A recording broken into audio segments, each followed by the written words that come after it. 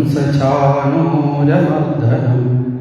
देवकी परमानन्दं कृष्णं वन्दे जगद्गुरुं मूकं करोति वाचालं पङ्गुं लङ्घयते गिरिं यत्कृपात्तमहं वन्दे പരമാനന്ദമാധവം.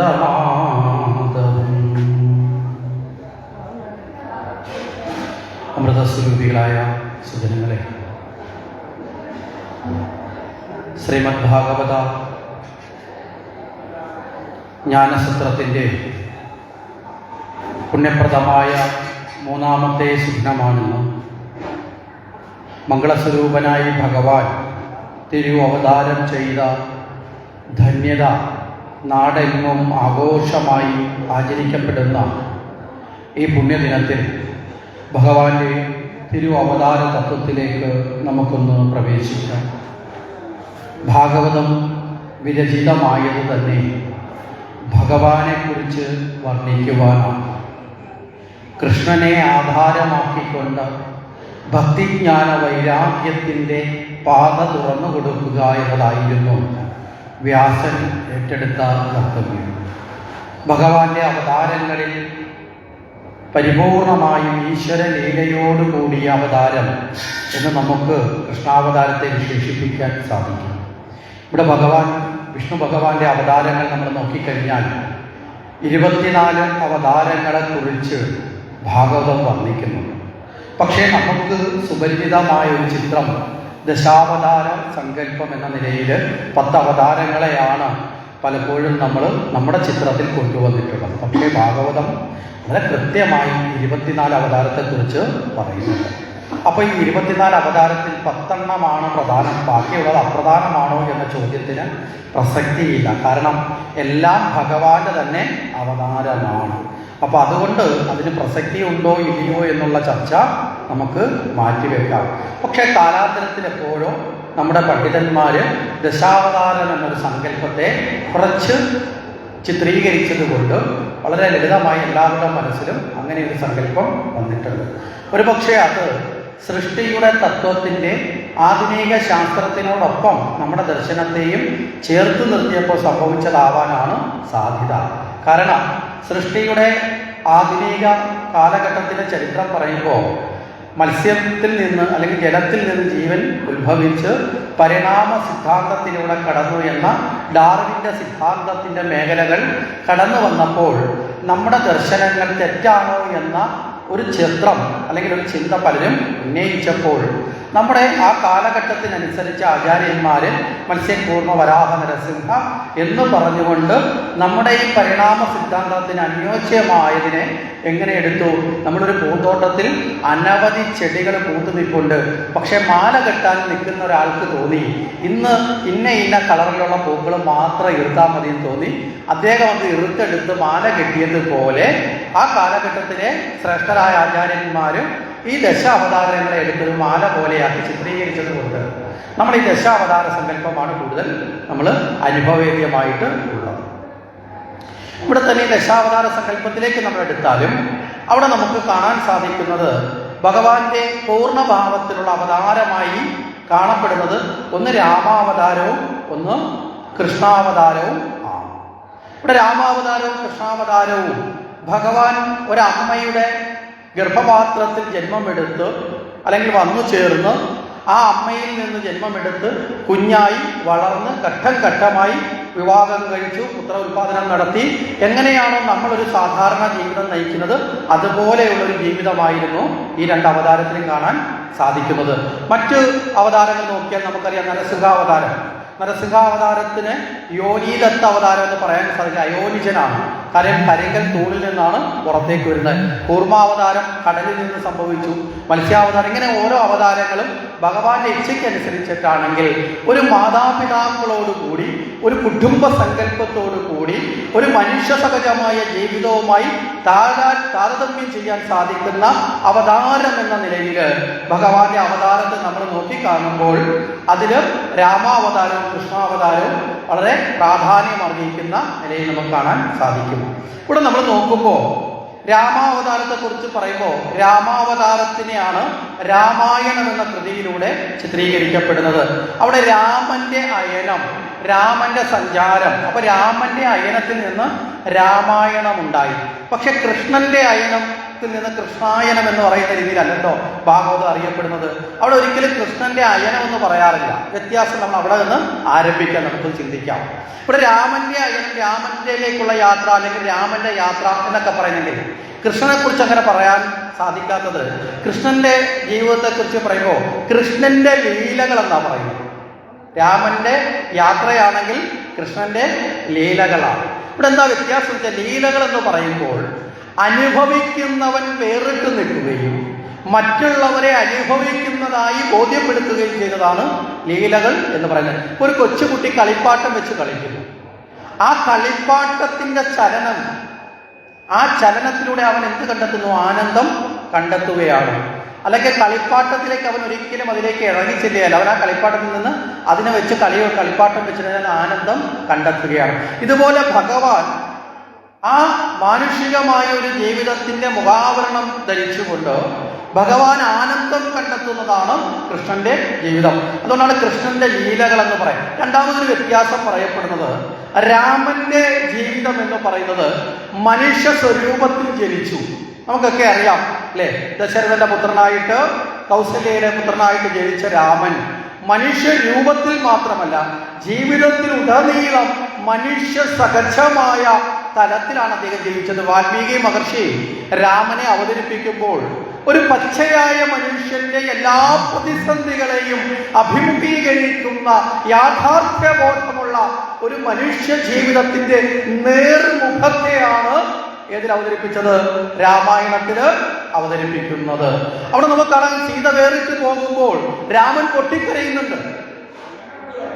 രാമൻ തന്റെ സീതയെ കുറിച്ചോർത്ത് വിലപിക്കുന്നുണ്ട്.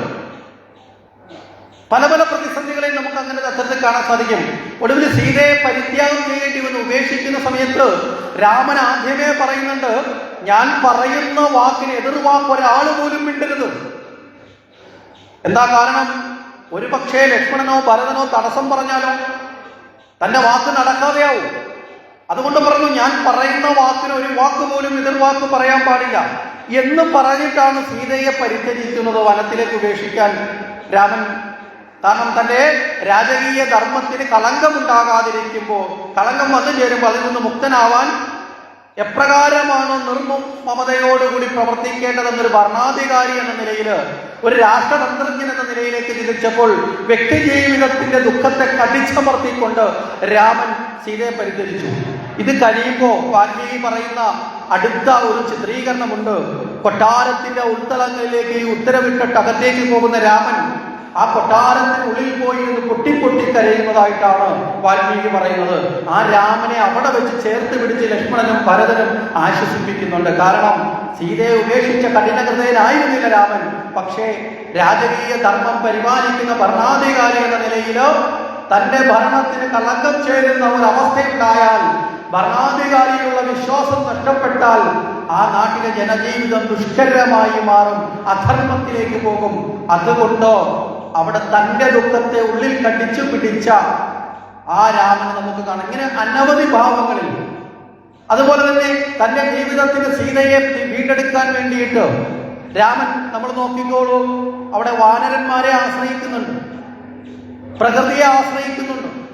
കടലിന്റെ മുന്നിൽ പോലും പോയിട്ടൊരു പാലം കെട്ടാൻ വേണ്ടി ആ വരുണദേവനെ പൂജ ചെയ്യുന്ന രാമനെ നമുക്ക് കാണാൻ സാധിക്കും. പക്ഷേ ഇവിടെ കൃഷ്ണാവതാരത്തിൽ അങ്ങനെയൊന്നും തന്നെ ഉണ്ടാവുന്നില്ല. അപ്പൊ ഇവിടെ കൃഷ്ണാവതാരം, രാമാവതാരം ഒരു മനുഷ്യ സഹജമായ ജീവിതയാത്രയാണെങ്കിൽ, കൃഷ്ണാവതാരത്തിന്റെ പ്രത്യേകത നമ്മൾ എടുത്തു നോക്കിക്കഴിഞ്ഞാൽ അവിടെ കൃഷ്ണനായി മനുഷ്യരൂപത്തിൽ അവതരിച്ചു എന്ന് മാത്രമേ ഉള്ളൂ. പിന്നെ ഭഗവാൻ ആടിയ ലീലകളൊന്നും മനുഷ്യ സഹജമായിരുന്നില്ല, ഈശ്വര ലീലകളായിരുന്നു. അതാണ് കൃഷ്ണാവതാരത്തിന്റെ പ്രത്യേകത. അതുകൊണ്ടാണ് ഒരേ സമയത്ത് എത്ര തലങ്ങളിൽ കൃഷ്ണനെ കാണാൻ സാധിച്ചിട്ടുണ്ട്. ഒരേ സമയത്ത് കൃഷ്ണന്റെ അത്യന്തമായ വൈഭവങ്ങൾ ഒരു മനുഷ്യഭാവത്തിൽ നമ്മൾ നോക്കിയാൽ നമുക്ക് ആ രീതിയിൽ സാധിക്കാത്ത അത്രയും വൈശിഷ്ട്യമായ കാര്യങ്ങൾ. സുദർശന ചക്രത്തെ കയ്യിലേറ്റുന്നുണ്ട് കൃഷ്ണാവതാരത്തിൽ, രാമാവതാരത്തിൽ അതില്ല. രാവണനെ നിഗ്രഹിക്കാൻ പകച്ചു നിൽക്കുമ്പോ അസ്ത്രം അഗസ്ത്യ മഹർഷി വന്നിട്ടാണ് പറഞ്ഞു കൊടുക്കുന്നത് മന്ത്രം ജപിച്ച് അസ്ത്രം വഹിക്കാൻ. പക്ഷെ കൃഷ്ണാവതാരത്തിലായിരുന്നെങ്കിലോ അവിടെ സുദർശന ചക്രം വന്നേനെ. ഒരു രഥമില്ലാതെ നിലത്ത് നിന്നുകൊണ്ട് രാവണനോട് യുദ്ധം ചെയ്യുമ്പോൾ ഇന്ദ്രനാണ് തന്റെ രഥം കൊടുത്ത് സഹായിക്കുന്നത്. കൃഷ്ണാവതാരത്തിലായിരുന്നെങ്കിൽ എപ്പോഴേ ഗരുഡൻ മുമ്പിൽ വന്നേ. ഇങ്ങനെ കൃഷ്ണാവതാരം ഒരു ഈശ്വരലീലകളുടേതാണെങ്കിൽ രാമാവതാരം മനുഷ്യലീല എന്നുള്ള ഒരു വ്യത്യാസം നമ്മൾ നേർമുഖത്ത് കണ്ടുകൊണ്ട് നമുക്ക് മുന്നോട്ട് യാത്ര ചെയ്യാം. ഇവിടെ നമുക്ക് കൃഷ്ണാവതാരത്തിലേക്ക് വന്നാൽ ഒരു വ്യത്യാസം, ഈ അവതാരം എടുക്കുന്ന തത്വത്തിൽ ഒരു വ്യത്യാസമുണ്ട്. രാമന്റെ അവതാരകാലത്ത് ദേവന്മാരോട് പറഞ്ഞു, ദുഃഖം പറഞ്ഞപ്പോ എന്താ പറഞ്ഞത്? ഞാൻ ദശരഥപുത്രനായി ജനിച്ച അയോധ്യയിൽ വന്ന് രാവണനെ നിഗ്രഹിച്ചു കൊള്ളാം. അത് ദേവന്മാരോട് പറഞ്ഞു. പക്ഷേ അതൊരിക്കലും പരസ്യമാക്കപ്പെട്ടിട്ടില്ല, ഒരിക്കലും അത് പരസ്യമായി പ്രകടിപ്പിച്ചില്ല. പക്ഷേ കൃഷ്ണാവതാരത്തിൽ ചെയ്തതെന്താ? അവിടെ ദേവകിയുടെ വിവാഹവേളയിൽ തന്നെ അല്ലേ ഭഗവാൻ അവതരിക്കുമെന്ന് ലോക സമക്ഷം അശരീരിയായിട്ട് ആ വചനം പുറത്തേക്ക് വന്നു. അപ്പൊ താൻ അവതാരമെടുക്കുന്നതിനും വർഷങ്ങൾക്ക് മുമ്പ് തന്നെ, ഏറ്റവും കുറഞ്ഞ് നമ്മൾ നോക്കിയാൽ 8ാമത്തെ മകനായിട്ടാണല്ലോ ദേവകിക്ക് കൃഷ്ണൻ ജനിക്കുന്നത്. ഒരമ്മ വിവാഹം കഴിഞ്ഞ് 8 മക്കൾക്ക് ജന്മം കൊടുക്കുമ്പോൾ ഏകദേശം എങ്ങനെ പോയാലും ഒരു 10 വർഷത്തിന് മുകളിൽ എങ്ങനെ പോയാലും ആവാനുള്ള സാധ്യത വളരെ കൂടുതലാണ്. ഒരു 10ഓ 12ഓ വർഷം കഴിഞ്ഞിട്ടുണ്ടാവാം യഥാർത്ഥത്തിൽ കൃഷ്ണൻ ജന്മമെടുക്കുമ്പോൾ. കാര്യം 8 മക്കൾക്ക് ജന്മം കൊടുത്ത് വരുന്ന ആ ഒരു കാലഘട്ടം നമ്മളൊന്ന് ചിന്തിച്ചു നോക്കിയാൽ മതി.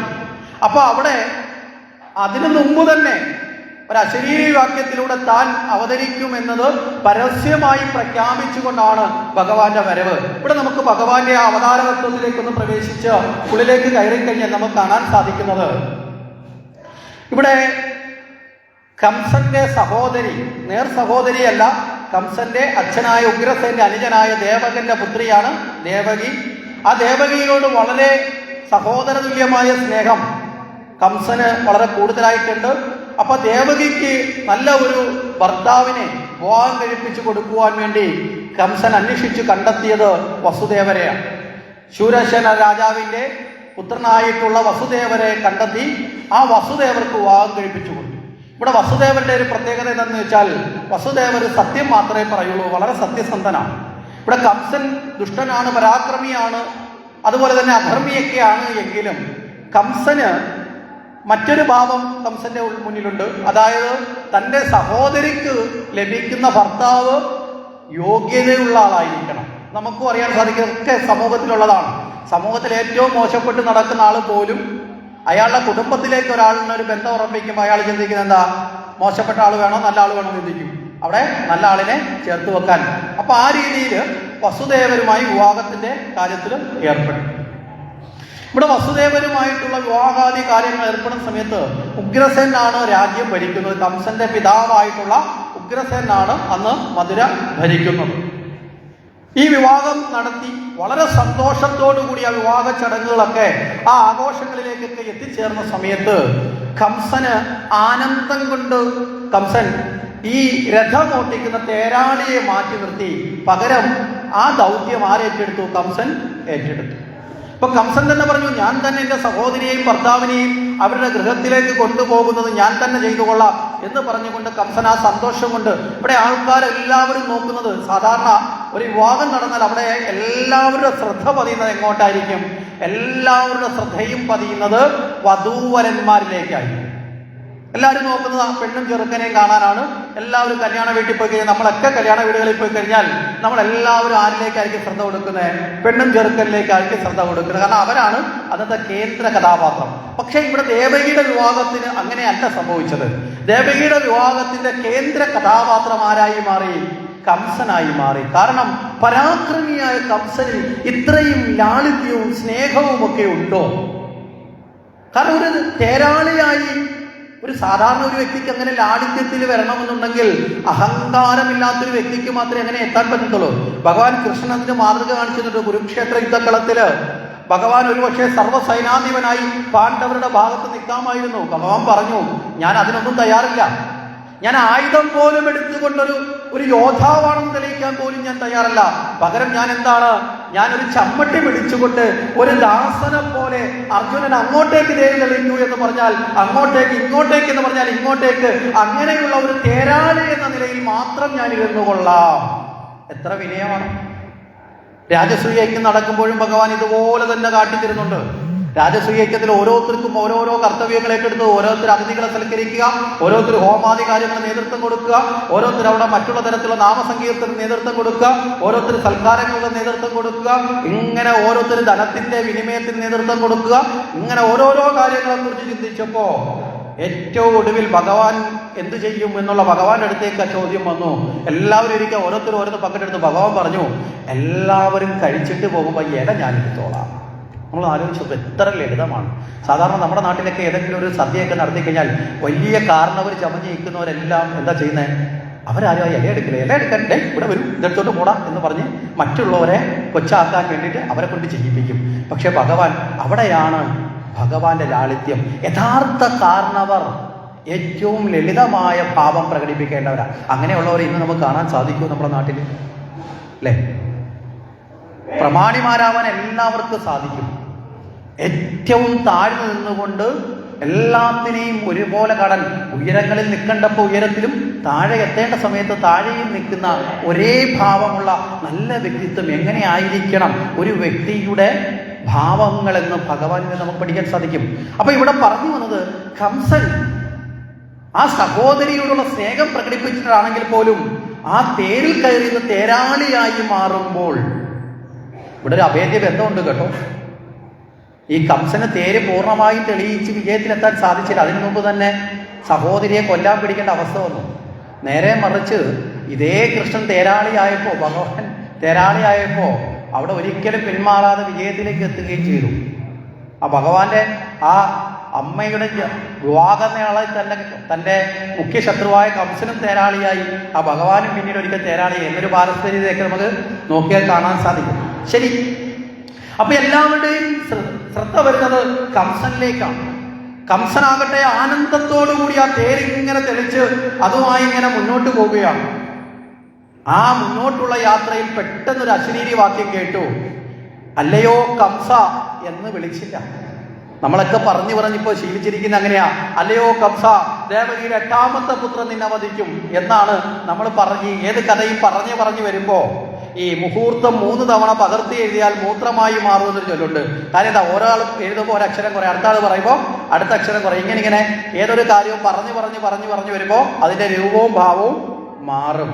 അങ്ങനെ ഒരു രീതി ഉള്ളത് കൊണ്ട് പണ്ടേ നമ്മുടെ അറിവുള്ള ആൾക്കാർ പറയും, പരദൂഷണം പറയുകയും ചെയ്യരുത്, കേൾക്കുകയും ചെയ്യരുത്. കാരണം എന്താ? ഒരു വ്യക്തി ഒരു കാര്യം കണ്ട് അടുത്ത ആളിനോട് പറഞ്ഞ്, അടുത്ത ആൾ കേട്ട് അയാൾ അടുത്ത ആളോട് പറഞ്ഞ്, ഇങ്ങനെ ഒരു 10ാമത്തെ ആള് നമ്മുടെ ചെവിയിലേക്ക് തരുമ്പോൾ ആദ്യം നടന്നത് എന്താണോ അതിന് നേരെ വിപരീതമായിരിക്കും നമ്മൾ കേൾക്കുന്ന കാര്യം. ആദ്യമേ കേട്ട ആൾ പറയുന്നത് നമ്മളോട് അയാൾക്ക് ഭയങ്കര സ്നേഹമുണ്ടാ എന്ന നിലയിലായിരിക്കും ആ കഥ അവതരിപ്പിച്ചത്. അവസാനം നമ്മൾ കേൾക്കുമ്പോൾ എന്ത് സംഭവിക്കും? നമ്മളോട് അയാൾക്ക് ഒട്ടും സ്നേഹമില്ല എന്ന് പറഞ്ഞതുപോലെ കേട്ട് നമ്മൾ ഇല്ലാത്ത ശത്രുക്കളെ ഉണ്ടാക്കി ജീവിതം പടുകുഴിയിലേക്ക് എത്തിക്കുക. അതുകൊണ്ടാണ് ഒരിക്കലും പരദൂഷണത്തിന് അടിമപ്പെടരുതെന്ന് പറയപ്പെടുന്ന ഒരു തത്വത്തെ നമുക്ക് കാണാൻ സാധിക്കുന്നത്. സമയത്ത് പറഞ്ഞു, ഈ ദേവകിയുടെ 8ാമത്തെ പുത്രൻ നിന്നെ വധിക്കും. ഈ ദേവകിയുടെ, നീ ആരെയാണോ നയിക്കുന്നത് ആ നയിക്കപ്പെടുന്ന ദേവകിയുടെ 8ാമത്തെ പുത്രൻ നിന്നെ വഹിക്കും. കംസൻ ഉറപ്പിച്ചു, എന്നെ തന്നെയാണ്. കാരണം അത്രയധികം ദുഷ്ടതകൾ കംസൻ ചെയ്തിട്ടുണ്ട്. അവിടെ ആ സന്തോഷവും ആനന്ദവും ഒക്കെ ഒരു നിമിഷം കൊണ്ടില്ലാണ്ടായി. നമ്മളൊക്കെ പലപ്പോഴും വലിയ ആഘോഷങ്ങളിലൊക്കെ പോകുമ്പോൾ നമ്മുടെ വിചാരം ഈ ആഘോഷം ഇങ്ങനെ നിൽക്കും. പക്ഷേ നമ്മൾ മനസ്സിലാക്കുക, ഏതൊരു ആനന്ദത്തിൻ്റെയും അവസ്ഥ ഒരു നിമിഷാർത്ഥം കൊണ്ട് മറയാം. ഒരു വാക്ക് തനിക്ക് ദുഃഖമുണ്ടാകും, തനിക്ക് പരാജയമുണ്ടാകും, അല്ലെങ്കിൽ തനിക്ക് ആ അപകടമുണ്ടാകും, മരണമുണ്ടാകും എന്നൊരൊറ്റ വാക്ക് കേട്ടപ്പോൾ മരണം സംഭവിച്ചിട്ടില്ല. മരണം ഇന്നോ നാളെയോ എന്നോ പോലും ഉറപ്പില്ല. ദേവകിയുടെ കല്യാണം കഴിഞ്ഞതേ ഉള്ളൂ. ദേവകിക്ക് മക്കൾ ജനിക്കുമെന്ന് ഉറപ്പില്ല. ഇനി ജനിച്ചാൽ തന്നെ 8ാമത്തെ പുത്രൻ ജനിക്കുന്നതിന് എത്ര കാലമെടുക്കും, അല്ലേ? നമ്മൾ ഇപ്പോഴത്തെ കാലഘട്ടത്തെ വെച്ച് നോക്കിക്കഴിഞ്ഞാൽ ചിലപ്പോൾ ഒരു കുട്ടി ജനിച്ചു, മൂത്ത കുട്ടി ജനിച്ചിട്ട് 2ാമത്തെ കുട്ടിക്ക് ജന്മം കൊടുക്കുമ്പോൾ ഏതാണ്ട് 1ാമത്തെ കുട്ടിക്ക് 4-5 വയസ്സ് കഴിയും. അങ്ങനെയൊക്കെയുള്ള ശീലങ്ങളുണ്ട്. കാരണം ഒരു 4 വയസ്സ് കഴിഞ്ഞിട്ടാണ് രണ്ടാമത്തെ കുട്ടിക്ക് ജന്മം കൊടുക്കുന്നതെങ്കിൽ 8ാമത്തെ കുട്ടി ജനിക്കുമ്പോഴത്തേക്ക് എത്ര വർഷത്തിന്റെ അന്തരം വരും? നമ്മളൊന്ന് ആലോചിച്ച് നോക്കെ. യഥാർത്ഥത്തിൽ കംസൻ ആ സമയമാകുമ്പോഴത്തേക്ക് മരണത്തിന്റെ പ്രായമൊക്കെ ആവും. കാരണം ഇപ്പം നല്ല യുവാവാണ്. ആ സമയമാകുമ്പോഴത്തേക്ക് ആ മധ്യവയസ്കം കഴിഞ്ഞ് വാർദ്ധക്യത്തിലേക്കൊക്കെ എത്തിയെന്നും വരാം. പക്ഷേ കംസൻ ഇതൊന്നും കണക്കാക്കിയില്ല. ദേവകിക്ക് കുഞ്ഞുങ്ങൾ ജനിക്കുവോ ജനിക്കത്തില്ലയോ, ഇനി 8ാമത്തെ പുത്രൻ എത്ര വർഷം കഴിഞ്ഞ് ജനിക്കും, അതിനി അനവധി വർഷങ്ങൾ ഉണ്ടോ ഇല്ലയോ, ഇതൊന്നും കംസന്റെ മുമ്പിൽ ചിന്തയിൽ വന്നില്ല. കംസൻ ആകെ ഒറ്റ കാര്യം ഉണ്ടായുള്ളൂ, മരണഭയം. ആ മരണഭയം വന്നപ്പോൾ അതുവരെ ഉണ്ടായിരുന്ന ആനന്ദം പൂർണ്ണമായും നഷ്ടപ്പെട്ട കംസൻ ആ ദേവകിയുടെ മുടിക്ക് കുത്തിപ്പിടിച്ച് അതുവരെ ആത്മഭാവത്തോടുകൂടി സ്നേഹിച്ചിരുന്ന തന്റെ സഹോദരിയായ ആ ദേവകിയെ വധിക്കാൻ കംസൻ തയ്യാറാവുകയാണ്. അപ്പൊ അവനവന് അപകടം വരുമെന്ന് കണ്ടു കഴിഞ്ഞാൽ കൂടെയുള്ള ആരെ വേണമെങ്കിലും ഇല്ലാതാക്കാൻ അവസാനം അധർമ്മികൾ തയ്യാറാവും. അവിടെ ദേവകിയെ വധിക്കാൻ തയ്യാറാവും. ദേവകിയായിട്ട് നിരാശ്രയായി കംസന്റെ ആ ഭാവത്തിന് മുന്നിൽ തൊഴുകൈയോടെ നിന്നു. എന്താണ് ചെയ്യേണ്ടതെന്നറിയില്ല. വസുദേവനാണെങ്കിൽ തന്റെ വിവാഹം കഴിഞ്ഞ് മംഗളപരമായ മുഹൂർത്തത്തിൽ വന്നു ചേരുന്ന അതികഠിനമായ പ്രതിസന്ധിയിലേക്ക് വസുദേവർ വന്നു. വിവാഹം കഴിച്ചു കൊണ്ടുവരുന്ന ഭാര്യ ഇതാ തന്റെ മുന്നിൽ വെച്ച് വധിക്കപ്പെടാൻ പോകുന്നു. ഒന്ന് ആലോചിച്ച് നോക്കുക അങ്ങനെ ഒരു അവസ്ഥ. എന്താ ചെയ്യാൻ സാധിക്കുന്നത്? കംസനോട് നേരിട്ട് എതിരാൻ, അവിടെ ദേവകിയെ രക്ഷിക്കാൻ വസുദേവർക്ക് സാധിക്കുന്നില്ല. കാരണം കംസൻ അത്ര പരാക്രമിയാണ്. ശരീരബലം കൊണ്ട് മത്തഗജത്തെ പോലും എടുത്ത് അമ്മാനമാടിയിട്ടുള്ള ആളാ കംസൻ. കംസൻ നിസാരക്കാരനല്ല. കംസനെ കുറിച്ച് അറിയണമെങ്കിൽ ജരാസന്ധന്റെ പുത്രിമാരെ വിവാഹം കഴിച്ച ചരിത്രത്തെ കുറിച്ച് നമ്മൾ മനസ്സിലാക്കണം. കംസൻ വിവാഹം കഴിച്ചത് ജരാസന്ധന്റെ മക്കളെയാണ്. ജരാസന്ധൻ എന്ന് പറഞ്ഞാൽ വളരെ രാക്ഷസീയമായ ശക്തിയുള്ള, ജരയാൽ സന്ധിക്കപ്പെട്ട ആ ഒരു ഭാവത്തോടു കൂടി ജീവിക്കുന്ന ആളാണ്. ആ ജരാസന്ധൻ എല്ലാ ദിവസവും രാവിലെ എണീറ്റിന്ന് വ്യായാമം ചെയ്യുന്നത് ഒരാനയോട് ഗുസ്തി പിടിച്ചിട്ടാണ്. മനുഷ്യനോടല്ല ഗുസ്തി പിടിക്കുന്നത് ജരാസന്ധൻ. രാവിലെ ബലം നോക്കുന്ന, ശരീരത്തിന്റെ ബലം നോക്കി, നമ്മുടെയൊക്കെ നാട്ടിലെ കുട്ടികളൊക്കെ ജിമ്മിൽ പോകുന്ന കണക്ക് അഭ്യാസം ചെയ്യുന്ന കണക്ക് രാവിലെ ജരാസന്ധന്റെ അഭ്യാസ വീടത്തെ ഒരുവൻ വന്ന് എന്നിട്ട് വാലി പിടിച്ചെടുത്തിട്ട് കറക്കിക്കൊണ്ടിരിക്കുന്നു. ആരാണ് ആളെന്ന് തിരക്കി. അന്നേരം പറഞ്ഞത് കംസനാണ്. ജരാസന്ധന് ഇഷ്ടമായി. ഇത്രയും ശക്തനോ? അപ്പോഴേ കംസനെ ആളയച്ച് വരുത്തി വിളിച്ചു. കംസനെ സൽക്കരിച്ചു. തൻ്റെ 2 മക്കളെയും വിവാഹം ചെയ്തെന്ന് കൊടുത്തു. കാരണം ശക്തനോട് സന്ധി ചെയ്യുക എന്നൊരു തത്വമുണ്ട്. ശക്തനോട് സന്ധി ചെയ്താൽ അവന്റെ ശക്തി കൂടി തനിക്ക് അനുകൂലമായി തീരും. അല്ലേ? നമ്മൾ സാധാരണഗതിയിൽ പലപ്പോഴും സന്ധി ചെയ്യുമ്പോൾ ഉണ്ടാകുന്ന അപകടവും ഗുണവുമാണത്. ഈ തരാതരം നോക്കി സന്ധി ചെയ്യണമെന്നൊരു സാമാന്യ വചനമുണ്ട്. പലപ്പോഴും നമ്മൾ അതിന് കടക്കും. ചിലപ്പോൾ ചില ആൾക്കാർ വീട്ടിൽ വിവാഹമൊക്കെ കഴിപ്പിച്ച് പെൺകുട്ടികളെ വിടുമ്പം പറയും, നല്ല സമ്പത്തുള്ള ഒരു പയ്യനെ കിട്ടിയാൽ വിവാഹം കഴിപ്പിച്ച് കൊടുക്കാം. കാരണം എന്താ? അവന് സമ്പത്തുണ്ടെങ്കിൽ ആ സമ്പത്ത് തൻ്റെ മകൾ കൂടി അനുഭവിക്കുക. പക്ഷേ ഈ അന്തരം വരുമ്പോൾ ചില സമയത്ത് ചില പ്രശ്നങ്ങളൊക്കെ ഇടയ്ക്കുണ്ടാവാറുണ്ട്. അപ്പൊ ഈ അന്തരങ്ങളും ഒരു ഘടകത്തിൽ പ്രശ്നമാണ്. പക്ഷെ ഇവിടെ ശക്തിയുടെ രീതിയിലായതുകൊണ്ട് ശക്തനായ കംസന് വിവാഹം കഴിച്ചു കൊടുത്താൽ തനിക്കേതെങ്കിലുമൊക്കെ ദുഃഖം വരുമ്പോൾ, താൻ രാജാവാണ്, അപ്പൊ തനിക്കേതെങ്കിലും പ്രതിസന്ധികൾ ഉണ്ടായാൽ അപ്പോൾ സഹായിക്കാൻ മരുമകനായി കംസനെ കിട്ടും. ഉത്തമനായിട്ട് ആൾ കരുതി വിവാഹം കഴിയും. അത്ര പരാക്രമിയ കംസൻ. ആ കംസന്റെ മുമ്പിലാണ് ദേവമാണ്. കംസൻ ആ സമയത്ത് ചിന്തിച്ചു, എന്തുകൊണ്ട് അനുചിതമായി മാറുന്നു? എടാ, എന്റെ ജീവൻ രക്ഷിക്കാൻ വേണ്ടി എന്റെ ശത്രു ഇവളിൽ പിറക്കുമെങ്കിൽ ഇവളെ വധിക്കുക. വിട്ടുമാറാൻ തയ്യാറായില്ല. പിന്നീട് ചില ചിന്തകൾ കംസനിലേക്ക് കൊടുത്തു. കംസൻ അല്പം ദുരഭിമാനി കൂടിയിട്ടാണ്. അഹങ്കാരമുള്ളവനിൽ ഏറ്റവും മുന്നിൽ നിൽക്കുന്ന ഒരു ഗുണം വെച്ചാൽ ദുരഭിമാനമാണ്. അങ്ങനെയുള്ളവരെ ഏറ്റവും മനസ്സിലായില്ലേ? ഇതെല്ലാം കേട്ട് നമ്മൾ ഒരാളിങ്ങോട്ട് വരുമ്പോൾ പറഞ്ഞാൽ നല്ല സുന്ദരനായിട്ടുണ്ട്, ഇന്നത്തെ വസ്ത്രം അടിപൊളിയാണ്, ചേട്ടൻ്റെ കണക്ക് ഇത്രയും കഴിവുള്ള ഒരാൾ വേറെ ഇല്ലേ ലോകത്ത്, ചേട്ടനാണ് കഴിവുള്ള ആളെന്നൊക്കെ പറഞ്ഞാൽ മതി. പിന്നെ അയാൾ നിലം തൊടാതെ അങ്ങ് നടക്കും. എവിടെങ്കിലും പോയി കിട്ടാനുള്ളതൊക്കെ പോയി ഇനി മേടിച്ചോളും. അപ്പൊ നമുക്കൊരു പ്രശ്നവും ഇല്ല. മനസ്സിലായില്ലേ? ശത്രുവിന്റെ പ്രശ്നങ്ങളെ ഒതുക്കാനും പറ്റും. ഇവിടെ ഒന്ന് പുകഴ്ത്തി, അങ്ങ് ധീരനല്ലേ. കംസനൊന്ന് ഇഷ്ടപ്പെട്ടു. കംസന്റെ പിടി ഒന്ന് ചെറുതായിട്ട് അയഞ്ഞു. അത് കഴിഞ്ഞ് വെച്ചു, അങ്ങ് അറിവിനെ ഭയന്നിട്ട്, മരണത്തെ ഭയന്നിട്ട് സ്വന്തം സഹോദരി എന്ന് പറയുമ്പോൾ മകൾക്ക് തുല്യമാണ്. ആ സഹോദരിയെ വധിക്കാൻ പോകുന്നു എന്ന് പറഞ്ഞാൽ ജീവനെ ഭയന്നിട്ട് സ്വന്തം സഹോദരിയെ, അഥവാ ഒരു സ്ത്രീയെ, ദുർബലയായ ഒരു സ്ത്രീയെ വധിച്ചു എന്ന അപഖ്യാതി അങ്ങയ്ക്കുണ്ടായാൽ അങ്ങയുടെ ധീരതയ്ക്ക് ഒരു കളങ്കമായി മാറില്ലേ? എല്ലാ കാലത്തും ആൾക്കാർ പറയും, ദേ കംസൻ പോകുന്നു, ദേ കംസൻ പോകുന്നു. കൃത്യമായിട്ട് വസുദേവൻ അങ്ങോട്ട് ചോദിക്കുക, അത്രയും അറിവുണ്ട് വസുദേവർക്ക്. എന്നിട്ട് വസുദേവർ അങ്ങ് ജ്ഞാനിയല്ലേ? ജനിക്കുന്ന ഏതൊരു വ്യക്തിക്കും മരണം സംഭവ്യമാണ്.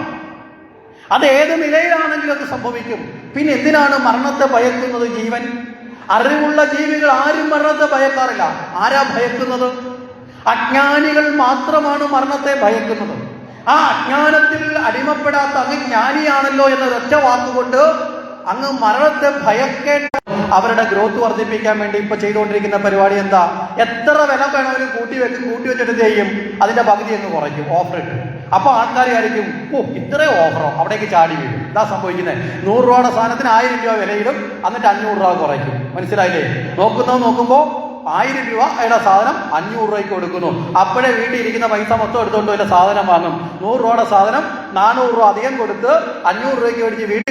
ആ ആപദ്ധർമ്മം, അന്നേരത്തെ ധർമ്മം എന്താ? വസുദേവരുടെ മുമ്പിൽ ദേവകിയെ മോചിപ്പിക്കുക, വേറൊന്നുമില്ല. അതുകൊണ്ട് ദേവകിയെ വിട്ടേക്കുക, അവൾക്ക് ജനിക്കുന്ന കുഞ്ഞുങ്ങളെയൊക്കെ ഞാൻ തന്നുകൊള്ളാം. വസുദേവർ വാക്ക് പറഞ്ഞാൽ അത് പാലിക്കുന്ന ആളാണ്. നമ്മുടെ ഇന്നത്തെ കാലഘട്ടത്തിനനുസരിച്ച് ജീവിക്കുന്ന ആളല്ല, വളരെ സത്യസന്ധമായി വാക്ക് പാലിക്കും. കംസൻ അത് ഉത്തമ വിശ്വാസമുണ്ട്. കംസൻ പറഞ്ഞു, ശരി, ഞാനിതാ. ആ കംസന്റെ മുന്നിലേക്ക് എത്തി തന്റെ കുഞ്ഞിനെ അവിടേക്ക് കൊടുത്തു. കംസൻ ഈ കുഞ്ഞിനെ വാങ്ങി, കംസൻ ഈ കുഞ്ഞിനെ നോക്കി. എന്നിട്ട് കംസൻ പറഞ്ഞു, അല്ലയോ വസുദേവരെ, 8ാമനാണല്ലോ എന്നെ വധിക്കുന്നത്. അങ്ങനെയാണല്ലോ അശ്ലീല വാക്യം. അപ്പൊ ഇത് ആദ്യത്തെ അല്ലേ, ഇവനെ ഞാൻ എന്തിനാ കൊല്ലുന്നത്? ഇവനെ കൊണ്ടുപോയി വളർത്തിക്കൊള്ളാൻ പറഞ്ഞു.